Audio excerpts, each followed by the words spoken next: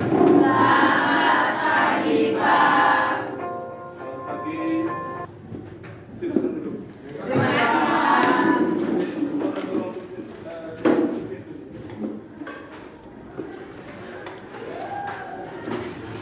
Pembelajaran kita pada hari ini diawali dengan doa pada Indriana.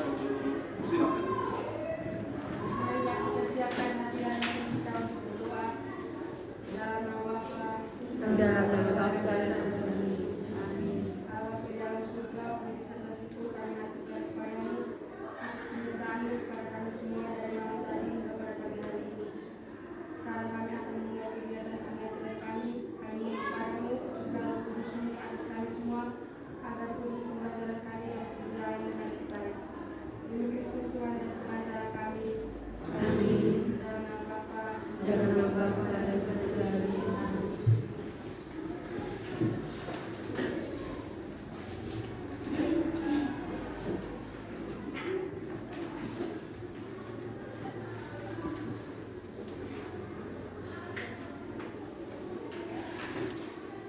Hari semua harus hadir.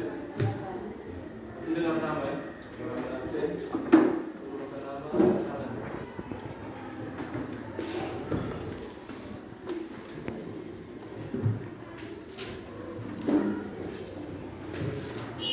Adam, hadir Pak. Harus naruh. Angelina Bale. Voluntaris Timur.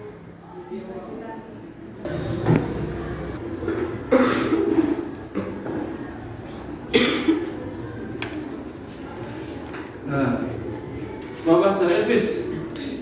Pendidikan adalah senjata paling ampuh untuk mengubah dunia. Pendidikan adalah senjata yang paling ampuh untuk Mengubah dunia. Maksudnya apa ya? Jessica dulu. Maksudnya apa di depan itu? Bahwa maksudnya atau maknanya adalah katanya pendidikan dapat menjadikan suatu senjata atau pegangan bagi anak-anak muda untuk mengubah dunia. pendidikan adalah pegangan atau senjata bagi anak-anak muda untuk Mengubah dunia. mengubah dunia. Mengubah dunia dalam arti yang sangat sederhana adalah bisa hidup, bisa hidup sewajarnya, sebaik mungkin. Kalau dunia sekarang penuh dengan persaingan, sekarang dunia penuh dengan persaingan. Hidup itu tidak sekedar biasa-biasa saja, tidak cukup dengan biasa-biasa saja. Harus luar biasa, harus berusaha dan harus menempuh pendidikan. Materi hari ini secara khusus tentang demokrasi, lalu ada IPK sikap. IPK sikap itu kita didik menunjukkan sikap doa yang baik. Kemudian tujuan pembelajaran, silakan catat tujuan pembelajaran yang ketiga.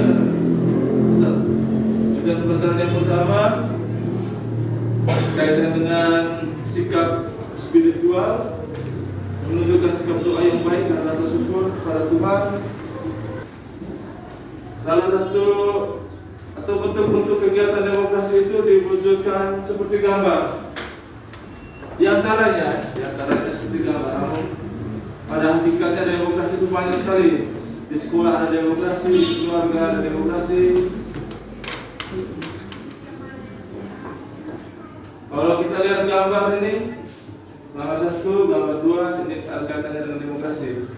Ada yang bisa menjelaskan makna dari gambar yang pertama? Ini. Saya, Silakan. menurut saya, gambar yang pertama menjelaskan bahwa di tengah kemajemukan dan perbedaan, demokrasi bisa diwujudkan untuk kepentingan bersama. Ya. Terima kasih ya, jawabannya bagus. Kalau lihat gambar ini ada banyak sekali perbedaan. Baru di gambar itu sudah banyak, apalagi Indonesia.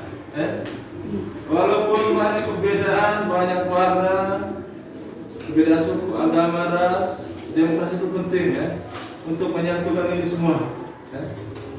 Untuk kemudian yang ketiga ini, yang kedua, proses hukum yang wajar. ini ada masalah di sini aturan populer. Banyak terjadi masalah-masalah hukum. Kalau masalah kemarin Pak Huber itu hanya kena masalah bukan kekerasan, pembinaan terhadap siswa langsung dijemput. Coba kalau bupati yang korupsi, besoknya langsung jemput atau tidak? Tidak. Lama-lama dulu dipaksa dulu ya. Tapi ada masalah di situ. Nanti sebentar didiskusikan nanti Pak Guru bagi KPD. Terutama kedua masalah ini. Kemudian kita lanjutkan dengan diskusi kelompok. Ya. Nanti Pak Guru membagi dalam 5 kelompok. Karena ada beberapa yang tidak hadir dan sudah ke sekolah lagi. Ditambah tadi hujan itu di daerah itu hujan lebat sekali. Nanti bagi dalam 5 kelompok. Dihitung saja 1 sampai 5. Kemudian duduk menurut kelompoknya masing-masing. Dari mana nih? Dari kanan. Kanan ke kiri atau kiri ke kiri ke kanan? Kanan ke kiri, Pak. Silakan. 1,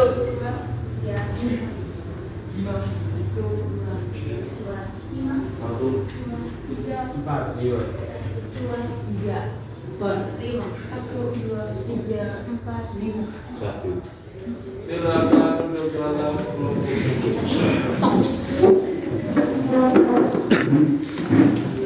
Jadi sekarang dulu.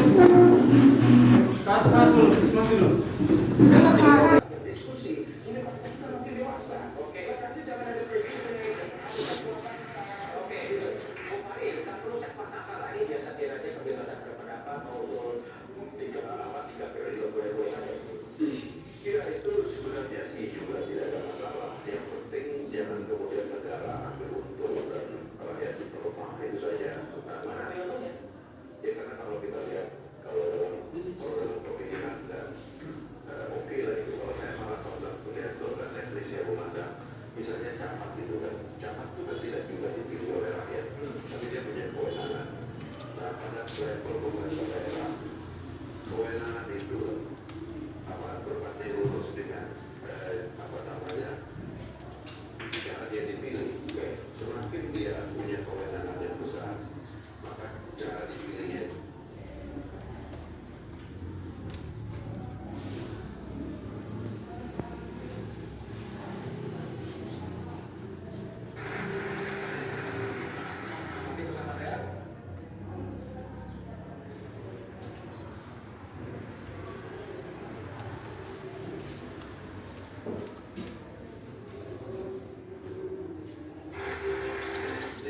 seperti camat ya dia dipilih oleh bupati. 2 kali kita pemilihan presiden kita ribut. Belanda itu. Ya, Belanda itu. Ya. Kalau punya di materi jelas banyak masalah dalam mundur prestasi Isinya bisa mundur demokrasi. Kalau koalisi yang sudah kumpul ke sini 40, di sana 45 tinggal 15 ya bisa calon. Oke, baik. Ambil gimana? Duduk soal demokrasi kita ya. Persoalan timbul karena keprihatinan dari PBNU. Ya. Masalahnya Pak, kunci masalah kita adalah partai politik kita tidak menjalankan fungsinya yang baik.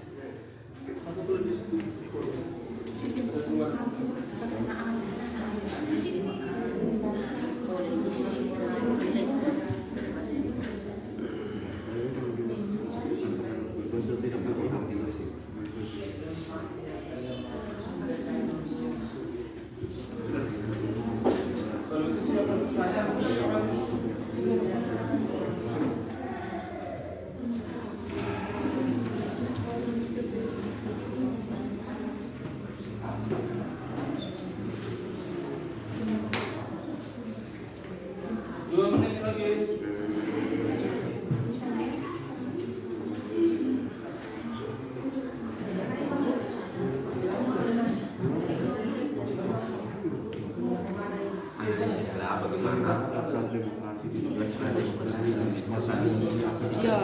berusaha. Jadi sebenarnya Di sini sudah negara tanpa peraturan hukum yang baik dan benar. Tajam lagi. Tidak tajam lagi dan akan juga pada saatnya. Ya.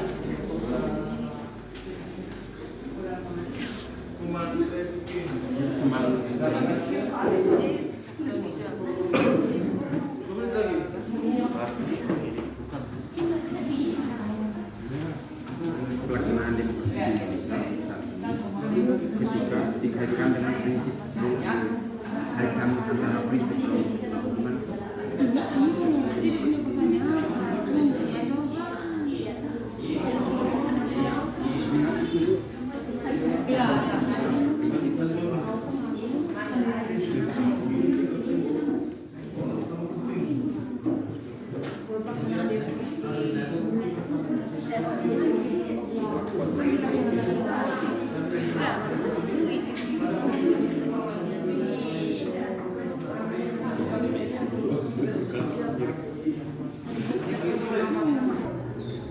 Untuk membacakan hasil diskusi, silakan kelompok 1. Made atau Yohana atau Patrick, silakan. Baik, terima kasih atas waktu dan kesempatan yang telah diberikan kepada kami. Di sini kami akan menjawab beberapa pertanyaan dari. Baik, saya akan memberikan kesempatan kepada teman saya Nina untuk menjawab beberapa pertanyaan yang sudah diberikan. Untuk pertanyaan yang pertama, identifikasikan prinsip demokrasi Pancasila sertakan 2 permasalahan. Jadi demokrasi yang pertama, demokrasi yang berketuhanan yang Maha Esa. Dalam demokrasi ini kita harus taat asas, konsisten dengan nilai-nilai dan kaidah dasar. Hal yang sering terjadi adalah yang pertama, menganggap agamanya lebih baik dari agama lain atau fanatisme. Yang kedua, memaksakan agamanya pada orang lain. Demokrasi yang kedua adalah demokrasi dengan hak asasi manusia. Dalam demokrasi ini, kita harus meningkatkan derajat dan martabat manusia. Namun masalah yang terjadi adalah yang pertama penganiayaan, yang kedua perbudakan, yang ketiga pembunuhan. Untuk pertanyaan yang kedua, analisislah bagaimana pelaksanaan demokrasi di Indonesia saat ini ketika dikaitkan dengan prinsip rule of law. Jadi Indonesia saat ini menjalankan prinsip rule of law atau harus diperintah oleh hukum. Namun hukum tersebut seperti hanya berlaku bagi rakyat miskin saja yang ekonominya lemah. Bagi orang kaya dengan banyak materi dan uang yang dimiliki mampu menghindari hukum tersebut dengan membayar denda. Sekian. Sekian dan terima kasih. Baik, bagus sekali kelompok 5. Jawabannya bagus.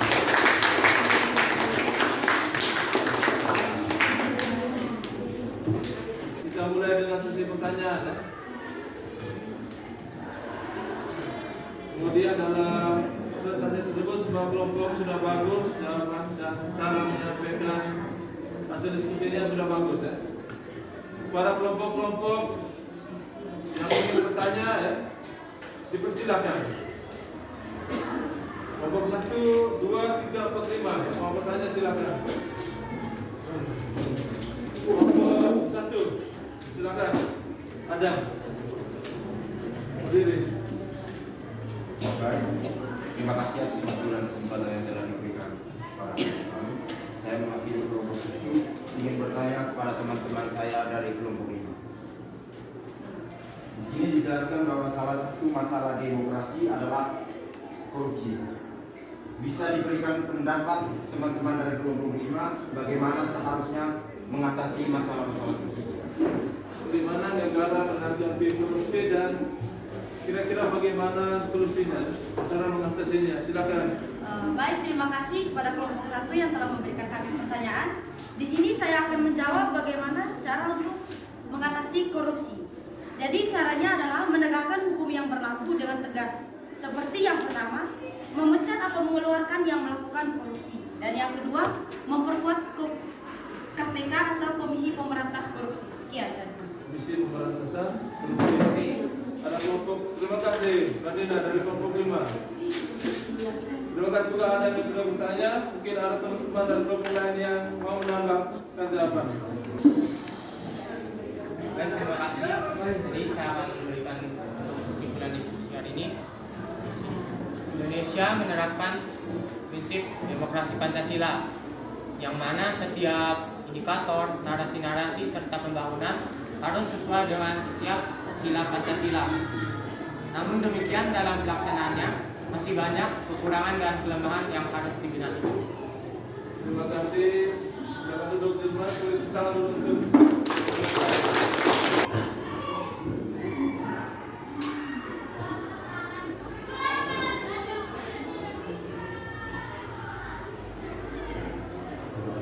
Sudah ya?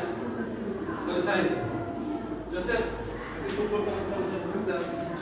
Please, dua diri. Ke kelas, kumpul.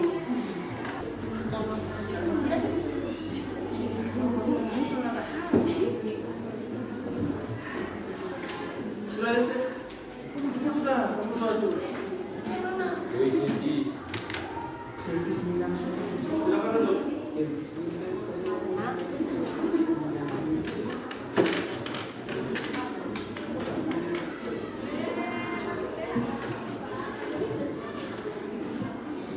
Sudah sana diskusi merancang arisan kemana lagi?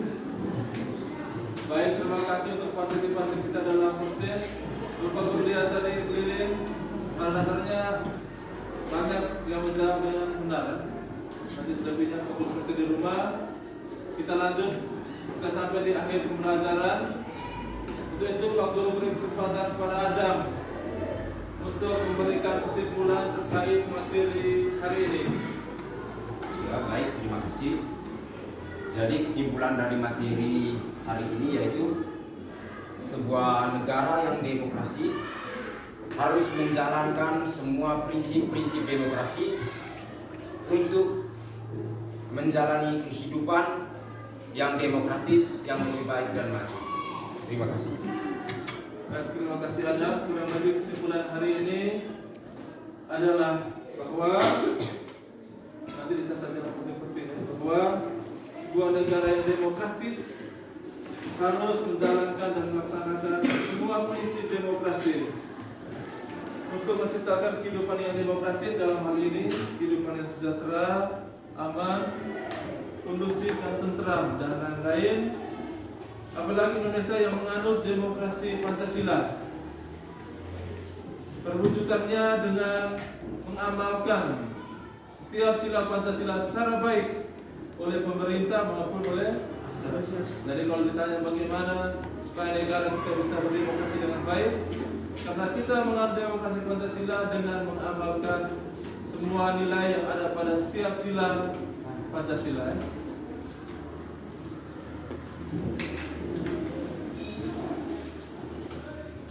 Kemudian sebelum mengakhiri pembelajaran kita pada hari ini, Pak Guru minta ke kelas untuk memberikan pendapat, memberikan refleksi terkait pembelajaran kita pada hari ini. Triana, dipersilakan. Baik, pembelajaran hari ini sangat menyenangkan. Kami sangat bersemangat karena didukung gambar, video, dan diskusi kelompok yang menarik. Sekian. Terima kasih. Tadi selebihnya nanti ke depan Pak Guru juga akan berusaha memberikan pembelajaran yang lebih baik lagi ya, untuk meningkatkan semangat, meningkatkan nilai pengetahuan, keterampilan sikap juga dari sekalian ya. Kemudian pembelajaran selesai pada Pak Guru minta kepada salah satu peserta didik untuk memimpin kita dalam doa. Jadi semua berdiri dulu.